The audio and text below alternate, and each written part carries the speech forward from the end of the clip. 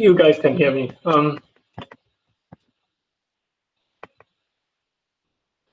Phew. Right from the top, it's a bit of technical stuff going on.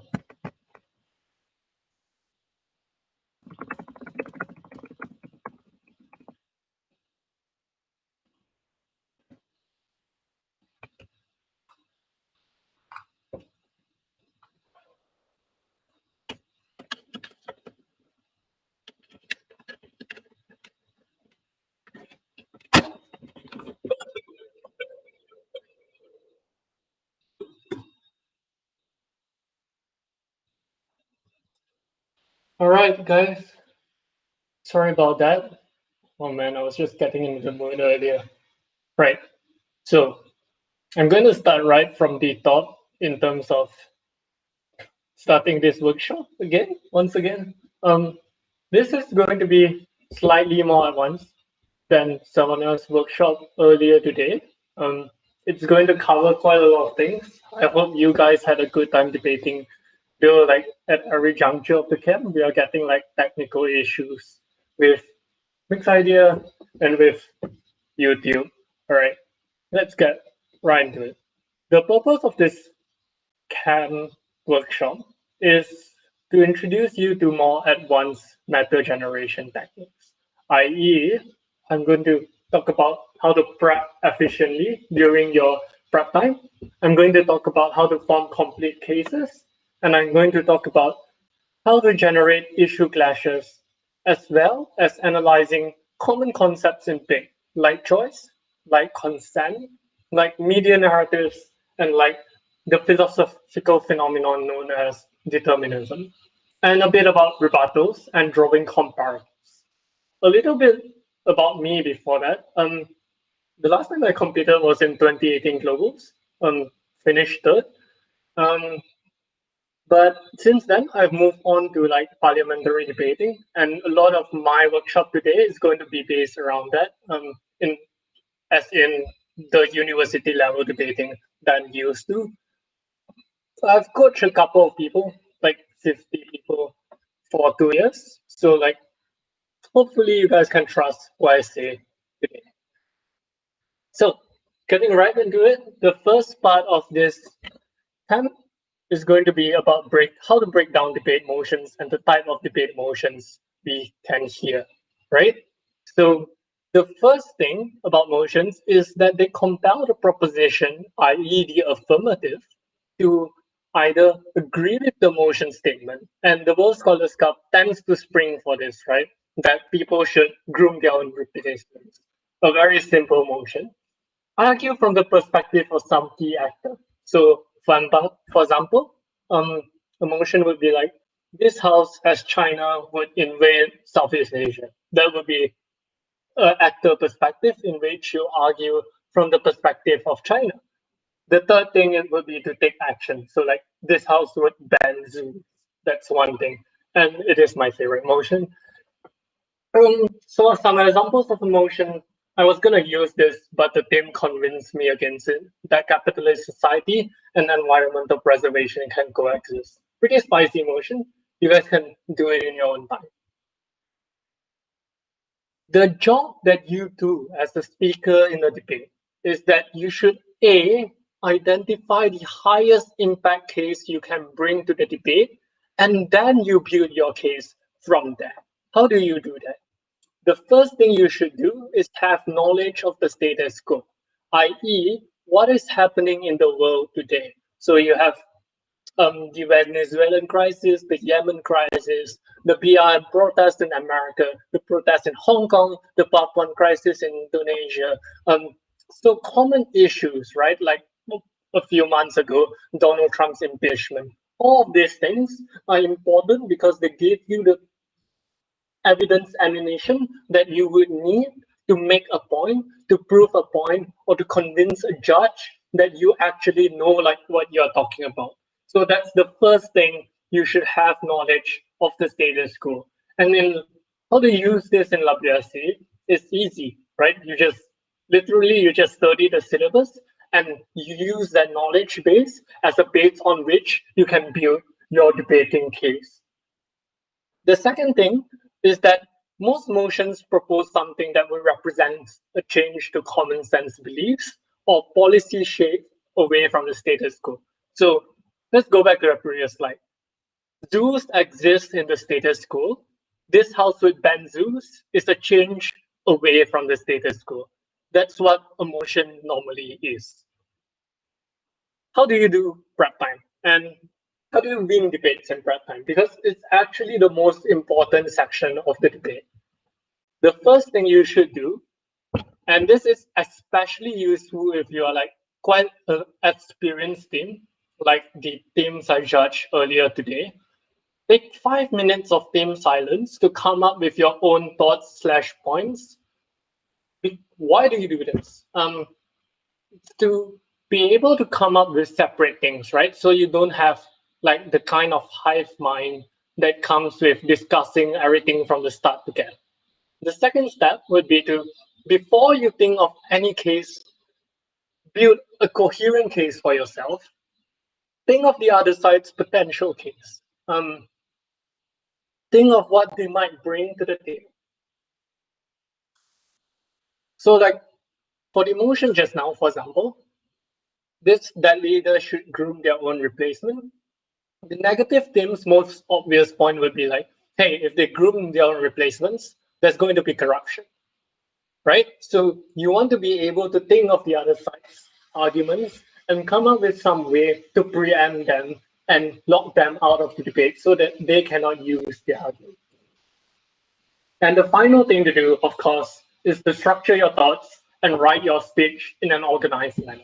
I'm going to teach you how to do all of this during this workshop, so no worries.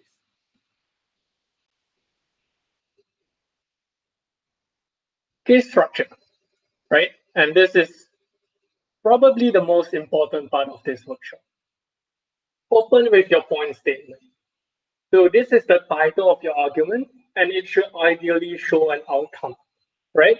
So to use my earlier example of the negative team's point about corruption, that leaders should not groom their own replacements because there's corruption, but it should show an outcome. What are the outcomes of corruption? The outcomes of corruption is that you get less competent leaders as time goes on, that you get less credibility in the space of corporations and political parties, and you get less legitimacy with your own employees and with your own people. So all of these things, I would say, would not have been touched upon in the earlier round today. And this is just an example of how simply opening with your point statement and thinking of an outcome would immensely improve your debating skills. So when you open with your debate, like your point statement, you can just say, what I'm going to prove under this speech is I'm going to prove two things. First, that it will lead to corruption. And second, that corruption is going to lead to, for example, incompetency. So these are ways to be able to structure your speech and tell the judge specifically and exactly what you want to prove to them. So how do you move on from that singular point statement, right? Because a lot of debaters, especially in verbal scholars, stop right there, right at the point statement, and don't bring it further. You need to ask yourself and answer during your speech 3 things. The first is what happened or what is happening. This is the status quo that I was talking about earlier. You need to know what's happening around you in the world. So like BLM protests, that's the most happening thing right now. And we need to develop our own knowledge of this. So like read up about police unions, for example, read up about the history of slavery in America and how it came about. All of these things will improve your debating skills.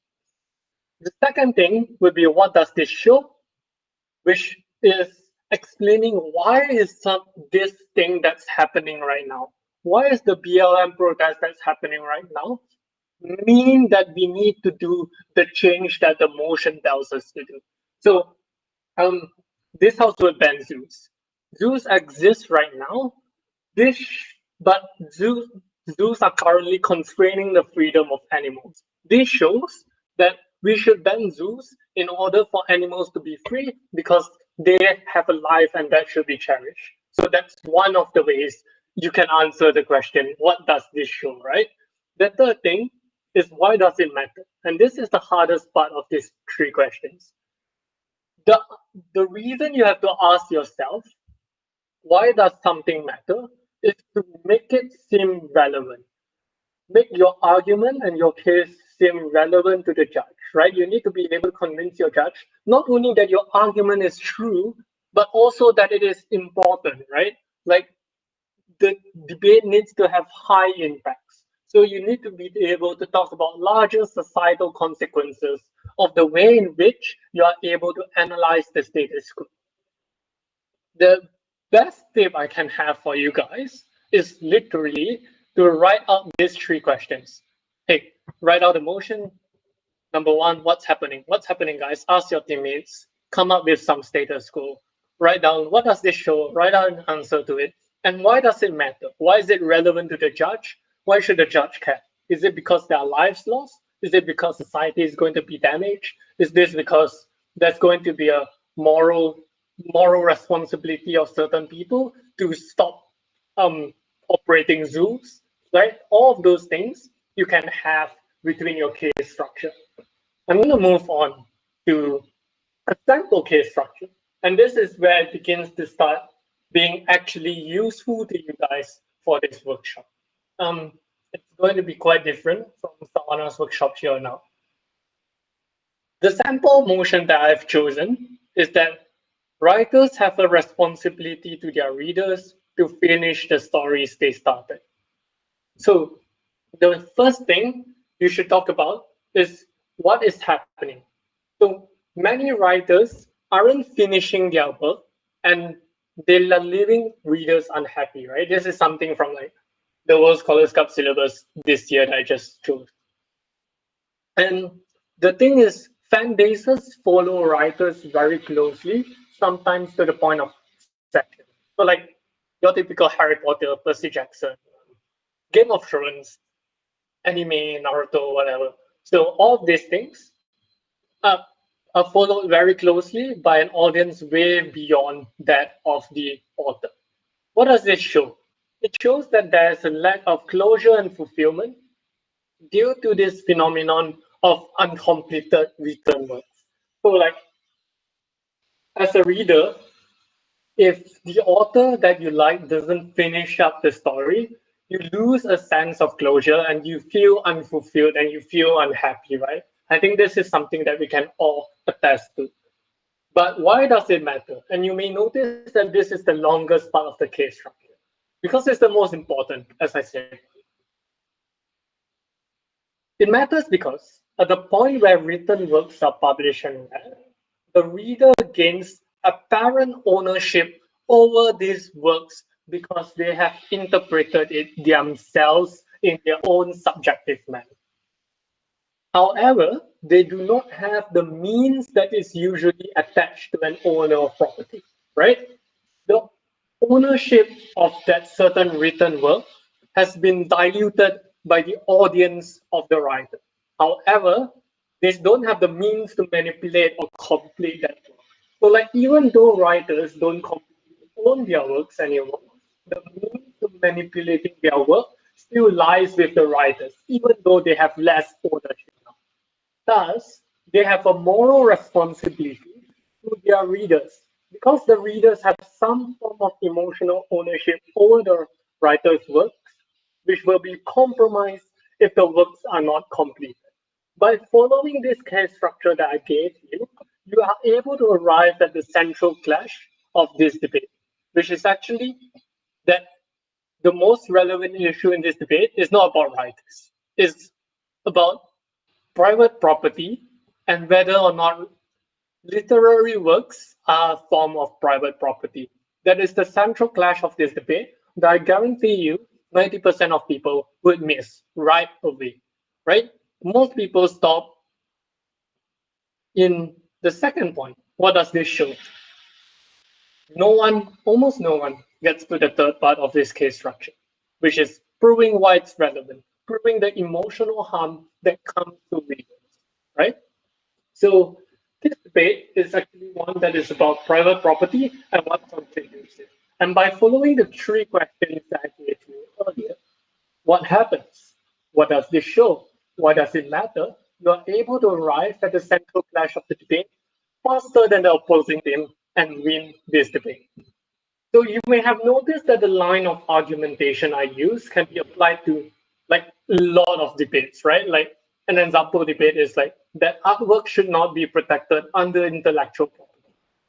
So that's one line of argumentation that can be used similarly in an intellectual property debate.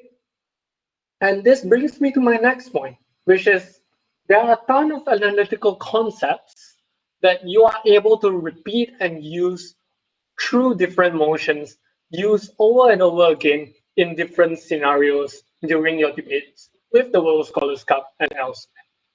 The first and most important that of these analytical concepts, or as I like to call them, axioms, is consent. When does consent apply and when does it not? I think a general yardstick is that consent applies when there is perfect information symmetry. If you think about it, a drunk woman cannot give sexual consent because she does not have the complete mind nor the full information to make a correct decision. Therefore, consent does not exist even if a drunk woman says yes. If people are not fully informed, there's always the risk of undue exploitation. So consent is about whether or not there's a perfect form of information in which an actor or an individual can use to have agency over their own bodies or property. So the best example of consent in action is actually consent in action is actually like political elections. So the Brexit election was controversial because there is a lack of consent around Brexit. Many people were uninformed about the real consequences of exiting the European Union, but they voted for it anyway. Therefore, since they were misinformed, they cannot be said to have consented to fully exiting the European Union, right? So that's one way in which we see something in real life having consent violated. Um, the second thing would be like Russian intervention in Trump's election to help him win. So a lot of individuals were persuaded to vote for the Republicans or Trump because they were faced with fake news on social media. That's another way consent is violated. The third way would be the most obvious, the Chinese or the North Korean elections. So these elections, why are these elections considered illegitimate? The reason is there's a lack of consent. Everyone has to vote, and that the vote is only for one party, as well as there's literally like zero information, right? Like in these countries, in China and North Korea, information is censored from the internet. People cannot make accurately informed political decisions. So the Chinese or North Korean elections themselves are a form of fake democracies, right? Non-consensual democracy for states. So you can see that this violation of consent plays itself up over different forms in different ways in different geographies. And I'm going to give you guys a simple motion to sort of walk you through a full case build of the concept of consent. That individuals have no moral obligation to follow the law. And I'm going to take you through the full argumentation and case for this motion. The model for this motion from the get-go is that you should have made it clear that you are arguing on the affirmative that people have no moral responsibility to the law.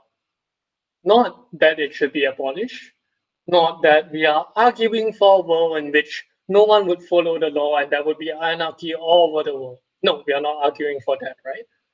We are not arguing either that the law is a good thing.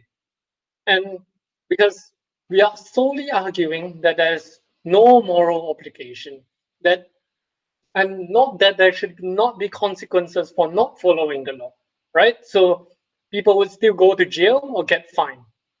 But all we are arguing on the affirmative side of the house is that there are indeed legitimate moral instances to not follow the law. So for example, when the law is unjust, so you have no moral obligation to follow an unjust law. But what is the concept behind that line of argumentation? It's consent, once again. The argument for the affirmative side is that the state is non-consensual, the state being the government. Let's model this in, say, liberal democracies in the Western world. So the European Union or America or Canada, though America is slightly iffy right now. So in most democracies, a morally significant amount of the population did not vote for those who are in power, right? 45% of most elections vote for the opposition who do not go into the power. The Labour Party in the UK, losing the Brexit vote, 48 to 52%, right? The same thing with the Democrats losing to Donald Trump in 2016. So the candidate you vote for might lose. Therefore, many did not consent to the laws the government create and enforce. Because your vote is a form of consent, but your vote did not materialize in the way that you wanted it to, you do not have consent. But even if you did vote for the candidate or party that won, you cannot be said to have consented to every legislative action that they take. And there are 5 reasons for this, and I'm going to walk you through every single one. Wait, let me drink some water, guys. I'm really thirsty.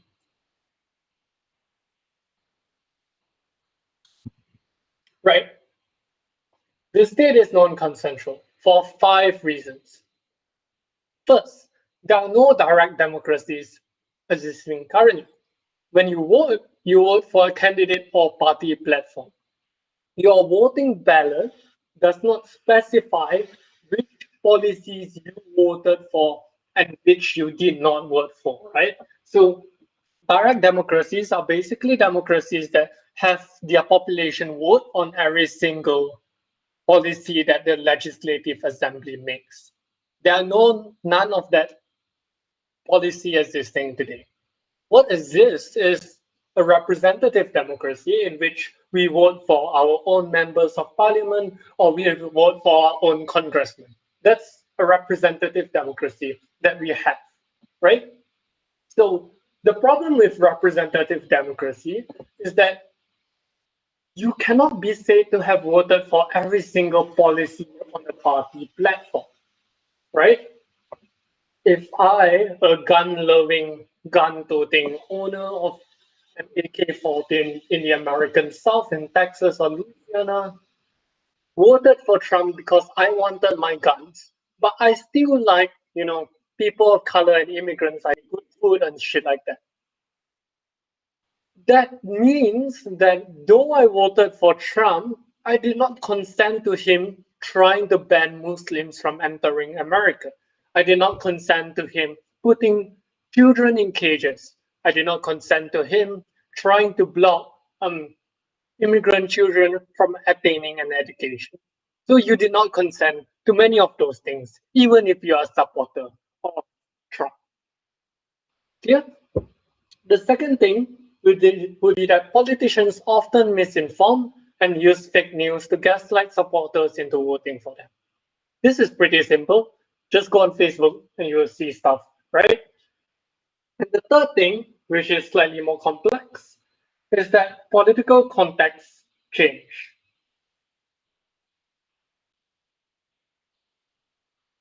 Look at the amount of Republicans who voted for Trump in 2016, and now they don't want to vote for him anymore. The reason for that is that the political context of America has changed, right? The reason the Labour Party in the United Kingdom wants another Brexit vote is because the context of Brexit has changed. People have realized that maybe Brexit is not such a good thing. So political contexts do change. The environments do change. There may be some things that have been uncovered that you did not know about when you were voting in 2016, in 2020.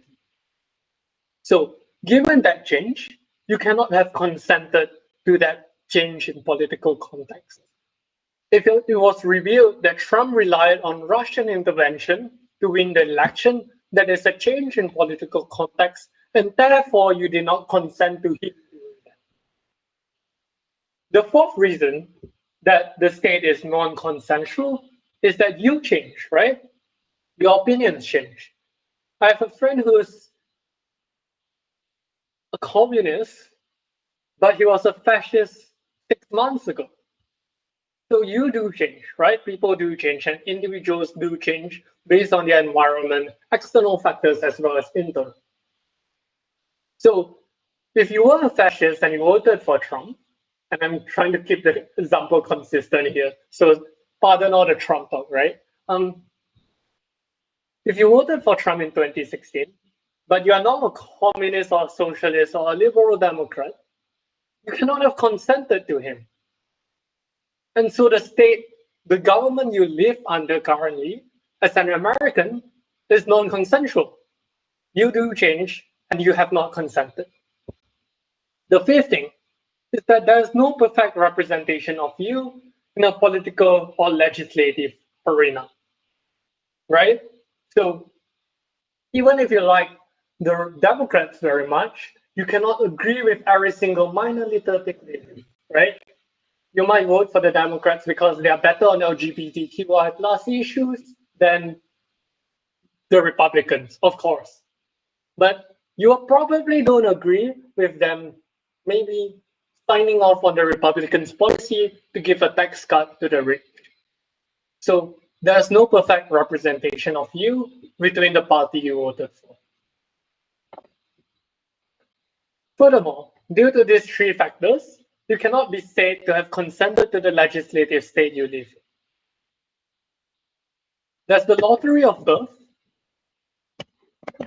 and there's the constraints from living the state you were born in, as well as voter suppression. I'll go through this one by one.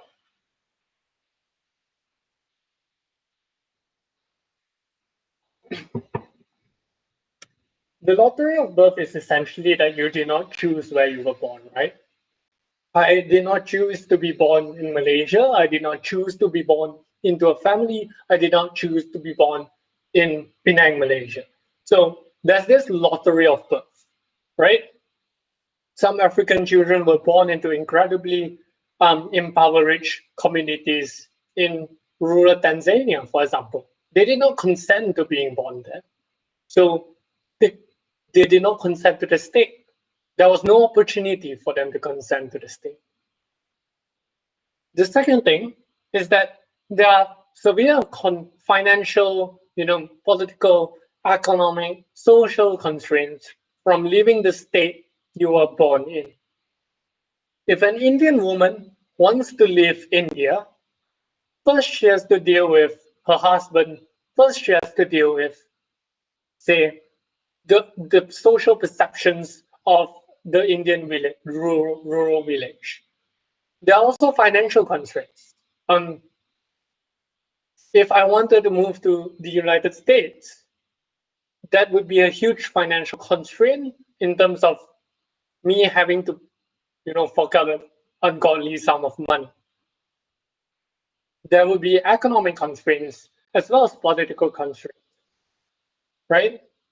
If you're in a war-torn country, or if you're, the best example of this, North Korea, right? If you were born in North Korea, you literally cannot live on the pain of death.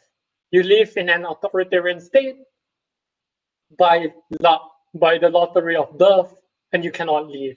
You cannot have consented to that because you did not have a consciousness when you were born.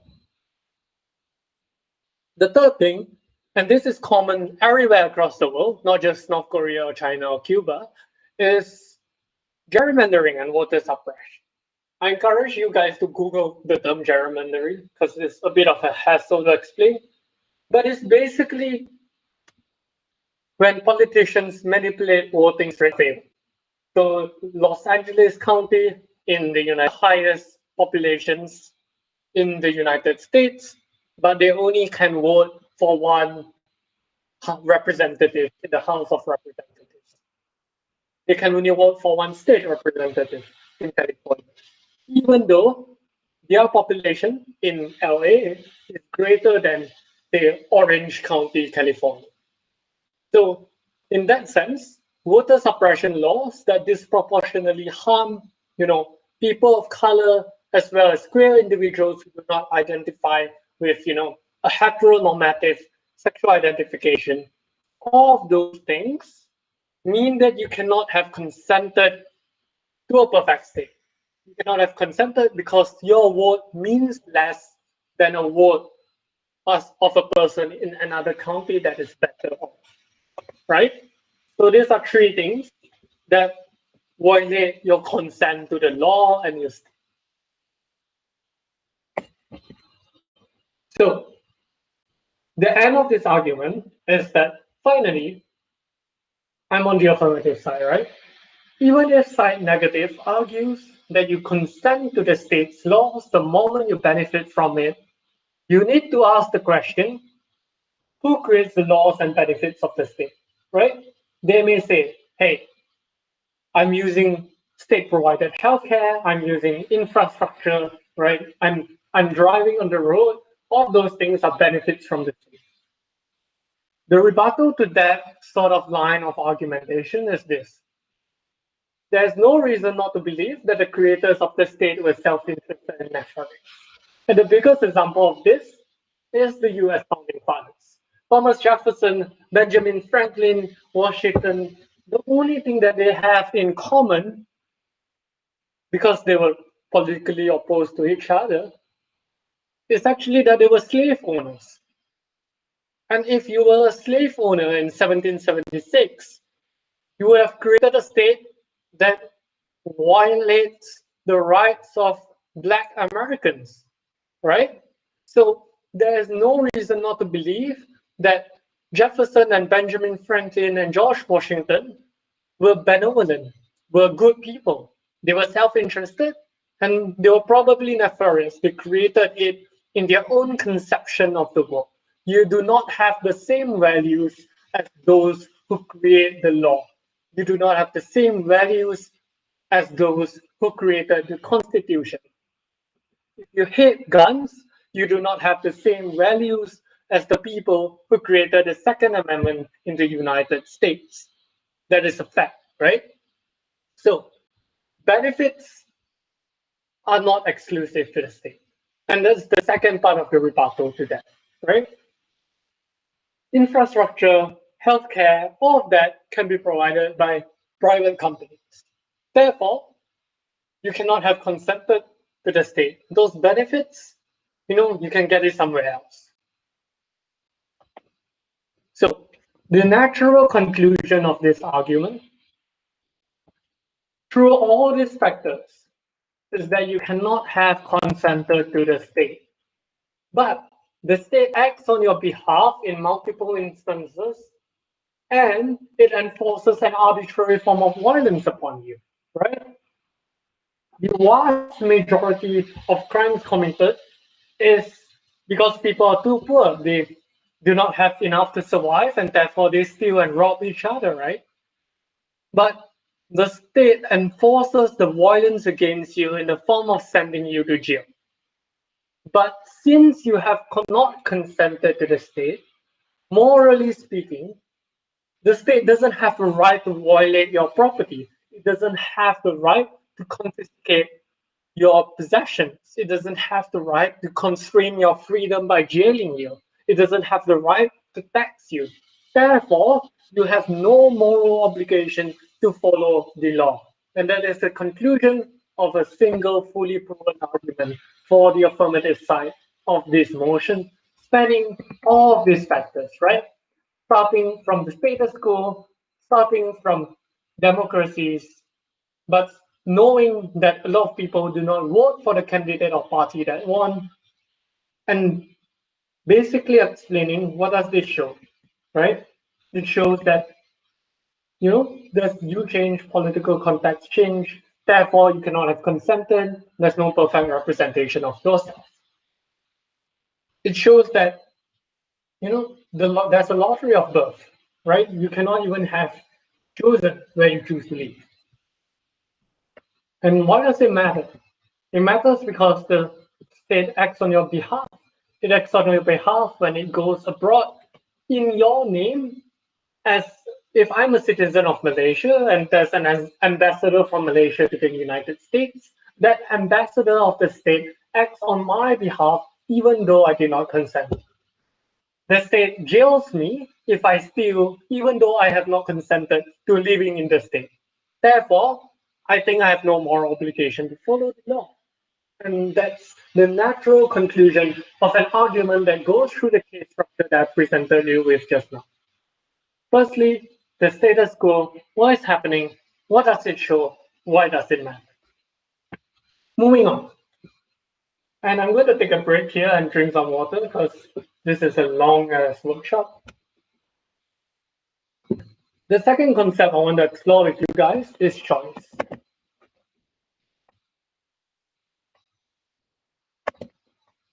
And this is commonly found in policy debates. So that we would ban cosmetic surgery, that we should ban skin lightening products and makeup, that we would ban racial reassignment surgery. Motions about choice, all of these are motions about choice, but motions about choice have to do with these key questions that you guys need to think about when you find something in a motion that even slightly relates to the concept of choice. It has to do with this. To what extent should people be allowed to make decisions about their own body, about their own lives, about their own property? When should we limit choice? And a more pertinent question, especially now, is choice available to everyone, right?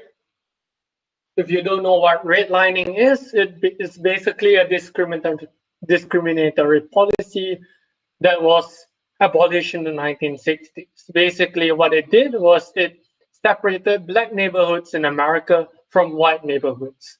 And because of that, and especially in the way the US is set up, education is funded based on the average property value. The thing is, in those times, Black neighborhoods were very poor, right? Because there's this racist perception of them. Because of that, Black people are now less educated.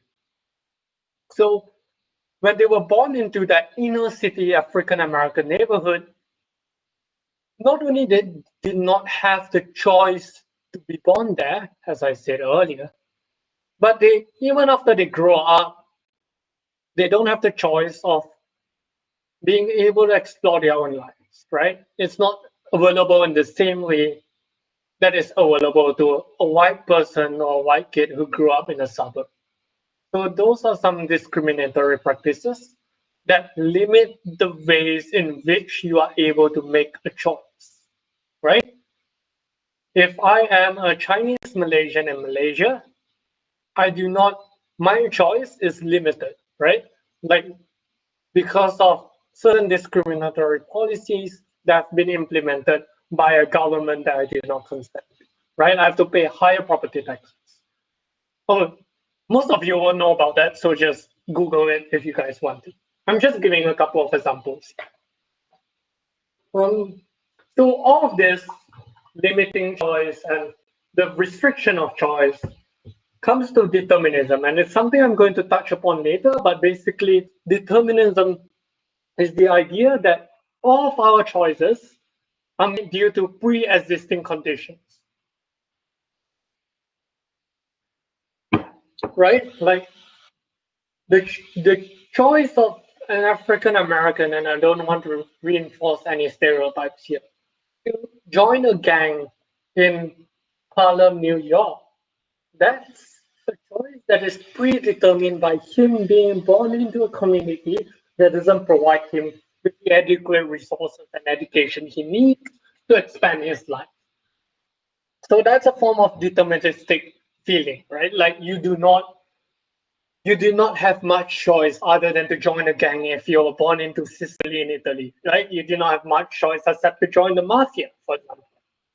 So why is choice principally important? And more importantly, why should we and the judge care about it? I'm going to walk you guys through another sample case structure. This is a pretty advanced workshop, so like I understand if you guys get bored, but holy shit, there's more, right? So for the motions, I said earlier, this house would ban skin lightening products. We would ban cosmetic surgery. We would ban racial reassignment procedures.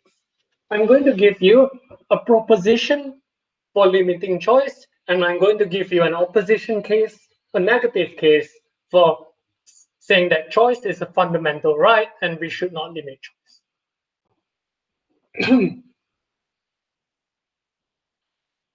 So the easy line of argumentation, of course, for affirmative is that limited choice is necessary.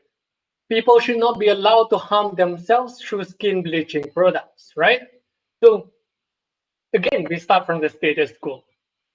Why do people want to change their appearance in the first place? Because of neo-colonialist narratives. Many people, especially in Asia and the Caribbean, have internalized notions that whiteness means superiority due to wholesale colonialism during their history. This is commonly known, this is a fact, right? Like if you go to Korea, there are multiple cosmetic surgeries available to you for you to increase the height of your nose bridge, for you to lighten your skin so that you look fairer. It happens in India as well. It happens in Malaysia. It happens in Jamaica and San Carlos and in Mexico in the Caribbean. So all of these things mean that because whiteness has been in a place of power for that long of time, while they were ruling over these colonies, it means that whiteness has been perceived as a form of superiority, right?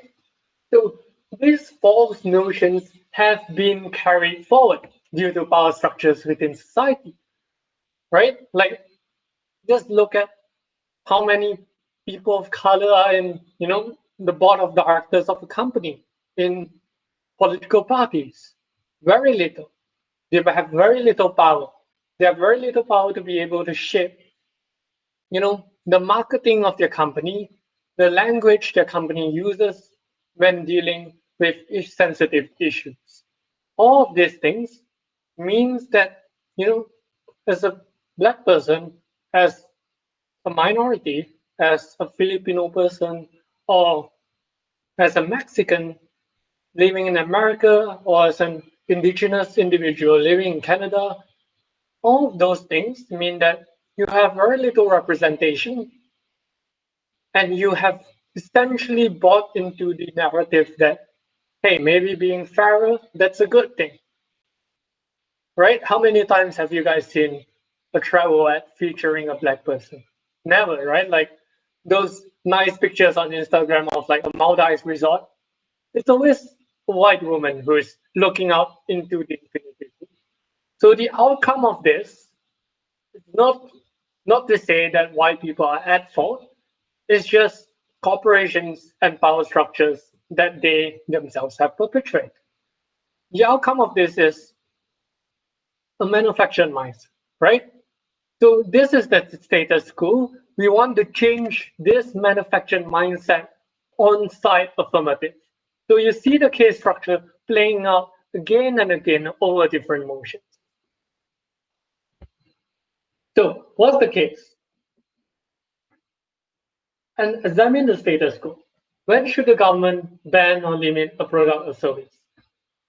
The government bans drugs, the government bans marijuana, cocaine, heroin, it limits cigarettes and alcohol.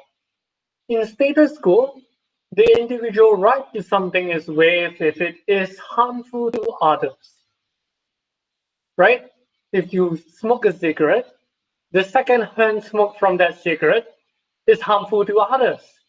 If you are addicted to alcohol or drugs and you become violent when you're drunk and you harm someone in your own household, that is harmful to others.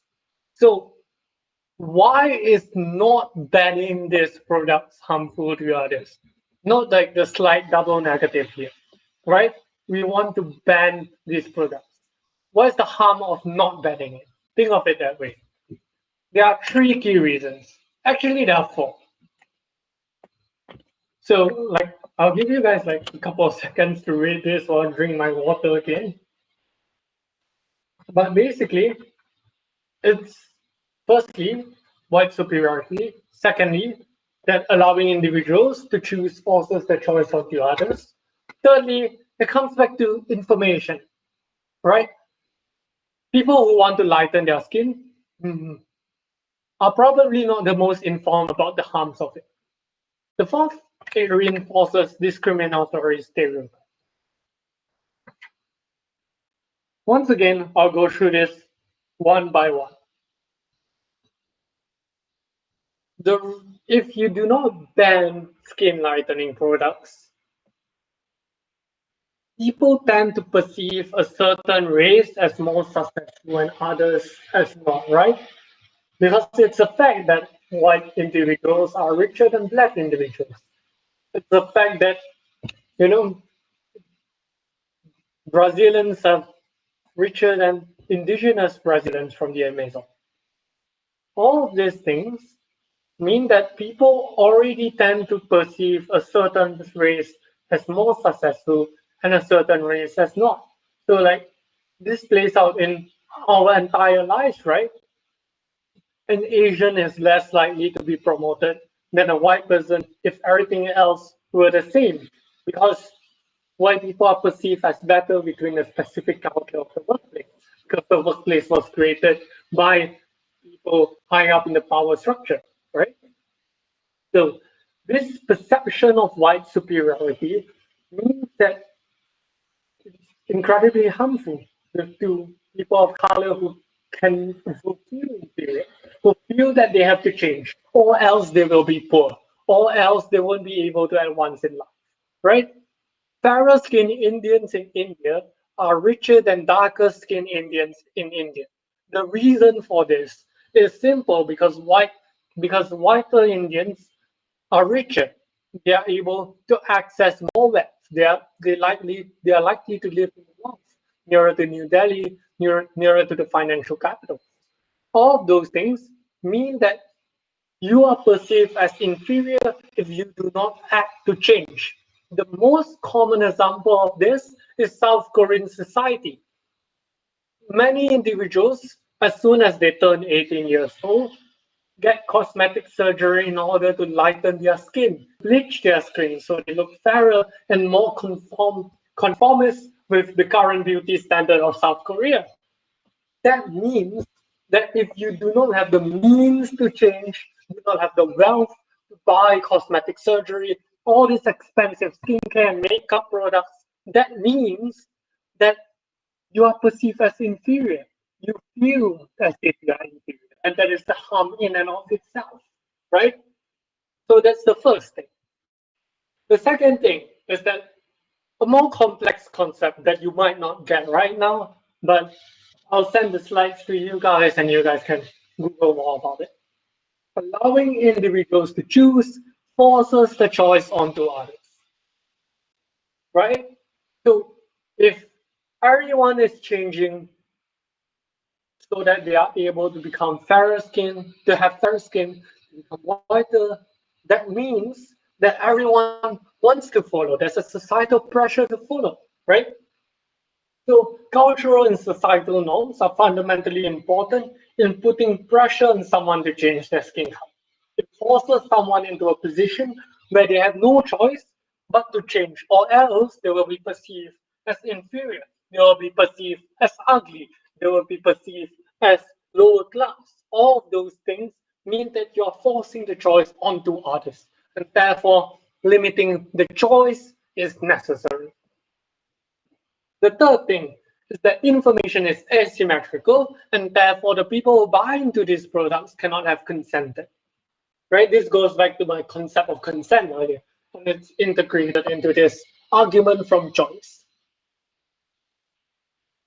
The reason you are misinformed is because many individuals do not realize why they want to change the skin, right? The color of their skin.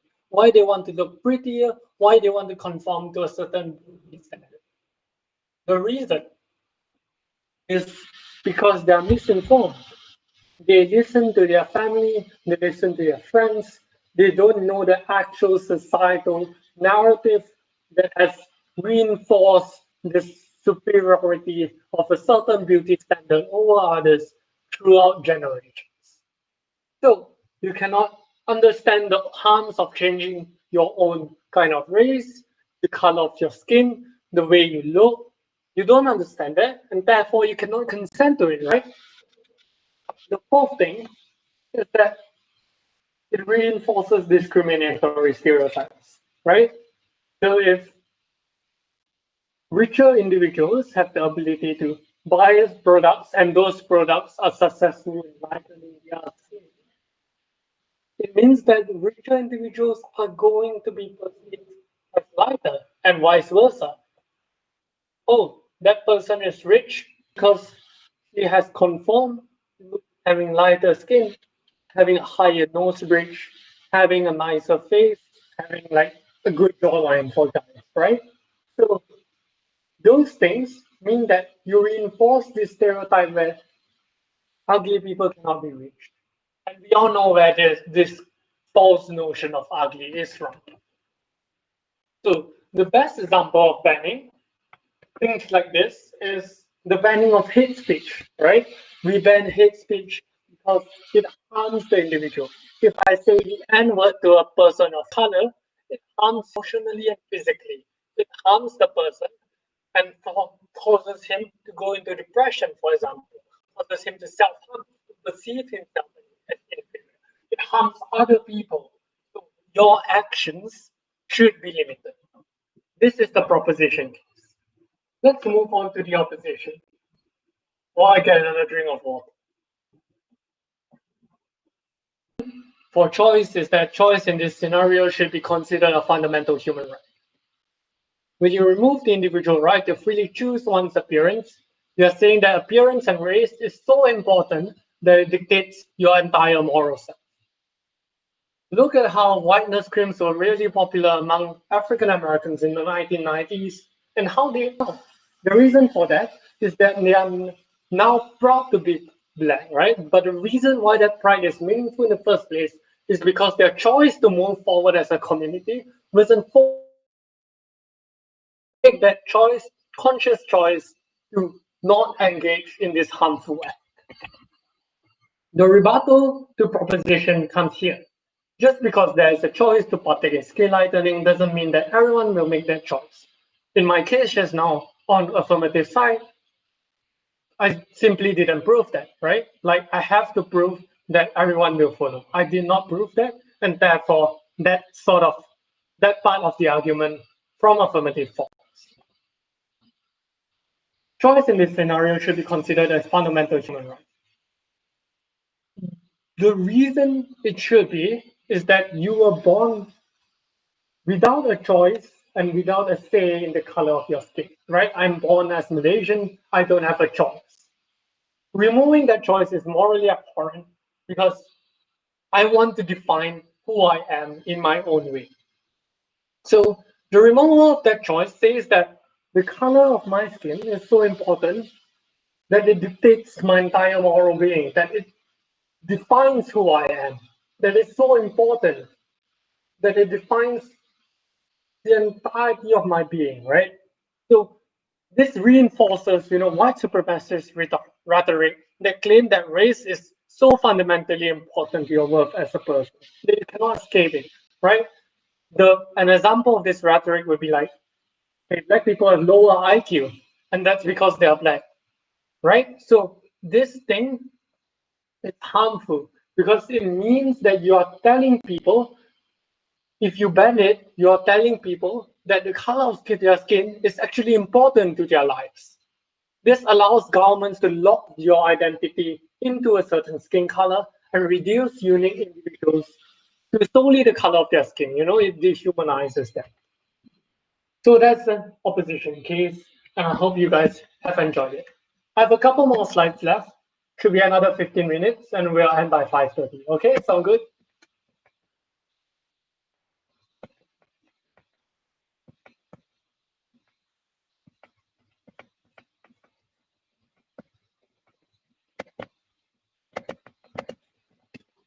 Wait, let me respond to something. Yeah, sure, yeah. Actually, black markets are the valid thing, one of the most positioned, but my case was structured around choice, so it's a separate argument. But yeah, it's a good argument. A good case for the opposition would be the black market thing as well as the choice thing. Just to answer your question. So the illusion of choice and how to argue about it in bits. So I talked about determinism earlier, and let's just talk about to what extent does determinism happen, right? So I talked earlier about crime in marginalized communities, right? If you're born into a neighborhood where there are a lot of gang members, you're more likely to join a gang and commit crime, right? If you watch Fox News, you're more likely to be a Republican and like Trump and buy into all of those things. So the concept of determinism is that external factors determine who you are. It determines all your choice, and therefore you really have the illusion of choice. You do not have the actual option of choice, the freedom to choose what you want. So this is commonly used as a rebuttal against an argument from choice, right? So like every single time a person says, hey, but there's choice. This person must have the right to choose. This is the rebuttal. Illusion of choice. People don't really have the choice, right? We are defined by the people we surround ourselves with. There's a common saying where it's like we are the average of, I don't know, 10 people, the 10 of our closest friends. And that's probably true. You're determined by the average of the people around you. So how do you rebut this rebuttal? How do you take down the concept of determinism and the illusion of choice? The answer to this is the illusion of choice can still be good. And I included a link here if you guys want to watch it. And I'm going to send it to you guys later anyway. But I'm not going to show you guys this page. The illusion of choice can still be good. Why? Right? In the status quo, we feel that we at least have some choice over our own actions, right? If I choose to go to Starbucks and buy a coffee, that is my choice. That is something that I feel that I myself predetermine without any external force acting upon me. But if you buy into the illusion of choice concept, if determinism was believed by everyone, right? If determinism was a concept that was believed by every single person on earth, we would all feel incredibly unhappy because even if it is true that the world we live in is a deterministic one, is a one that we have very little control over, that still, the illusion of choice can still be good because at least I feel that I am able to be a protagonist in my own life story. I feel that I am able to define my own life, to make my own career choices. So even if I do not really make that choice by myself, I feel that way, and that is a good thing. It makes me happy. I feel that I can choose my own relationships. If those relationships are manipulated by some external force, I still feel that it's somewhat mine, and that's a happiness that exists regardless of the illusion of choice. And we are nearing the end, and it's just rebuttals on comparatives. And this is something that's probably going to be very important for you guys.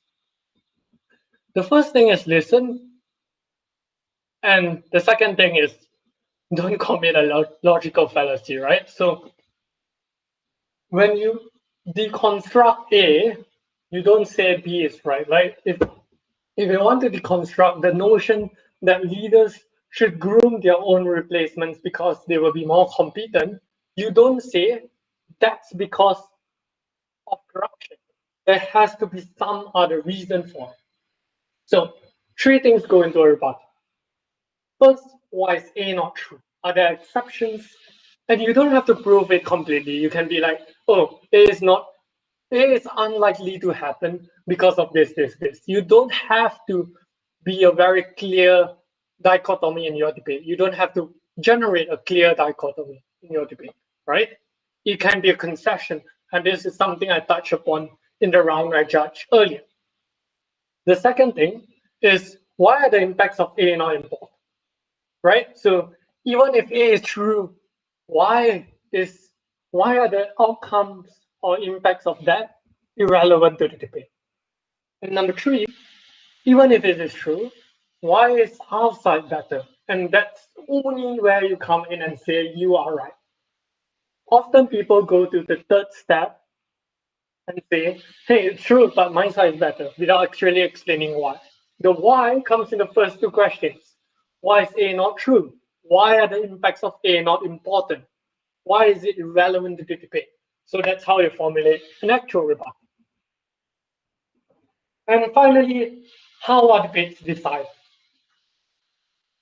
The first thing is actor analysis and prioritization.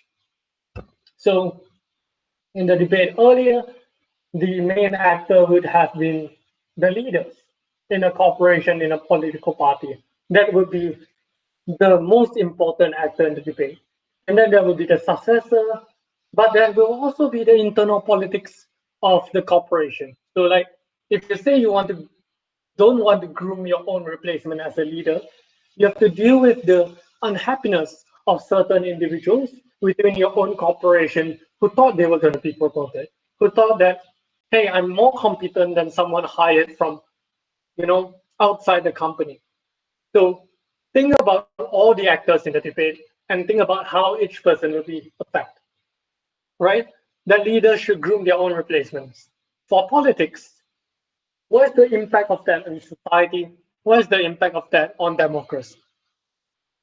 Is it fair for a political party in a democracy to be grooming its own replacement? Should it have a fair election instead of grooming replacements for your leaders, right? So that's one thing you have to think about as well. And what's the impact of that on wider society? What do people think? What's the credibility, legitimacy, all of those things that it will have on your leadership? Will you be perceived as less legitimate if you don't groom a replacement? If your replacement is not from is not from your internal organization, right? So all of those things. Say comparative things. Basically, say things that are relevant to the debate and stop saying things that aren't. So like the worst offender of this is like using random statistics without actually substantiating them. This is just something you have to learn with experience. The third thing is actually weighing impacts. And the way you weigh impacts is you quantify. So if we were to use the example that the motion that we should place pictures of poverty on luxury goods like Gucci bags so that we can raise awareness of poor people in rich communities. What's the impact of that awareness amongst the rich? So you have to quantify it with examples, point to specific fundraisers that the rich have held, and you have to access the internet in the world's Scholars Cup. So you can search for that, right? Point to specific examples where awareness has actually manifested in a way that has saved lives, that has reduced poverty. All of that. The fourth thing is when you draw a comparative, make up a worst case, best case scenario. And this is something that I use even before I left WSC, right? Like compare the world of the affirmative team and the negative team. The affirmative team normally wants to change the status. Negative normally wants to stick with the status. What's the worst case scenario of your world? And why is it better than the best case scenario of the other team's world that they want to create? Right? So that's the fourth thing. And I could think of examples for all of these things, but we are slightly running over time, so I'm going to move on. Feel free to email me or the OnePwaa team if you have questions, but I can't guarantee I'm going to reply to them or I have work to get to. So this was a motion that I was going to walk you guys through earlier, but I think I'm going to skip this since we are almost out of time. But basically, for this motion, the affirmative would be something like, if we listen to music, we interpret it in our own way. If we read Harry Potter, we read it in our own way. J.K. Rowling, even though she's extremely homophobic and transphobic, hey, that doesn't matter to me because I interpret it in my own way. That's the gist of the affirmative case. And okay, some video resources I'm going to send to you guys later. And it's the end of this workshop. So I went 20 minutes over time. Apologize if I delayed it too much. I hope it has given you guys some form of, technique that develops beyond flinging statistics and flinging point titles at each other, right? Like that's something that's really something that WSC should try to change in the debates. But hey, who am I to complain? Thanks, guys, and see you in the next idea server. Bye bye.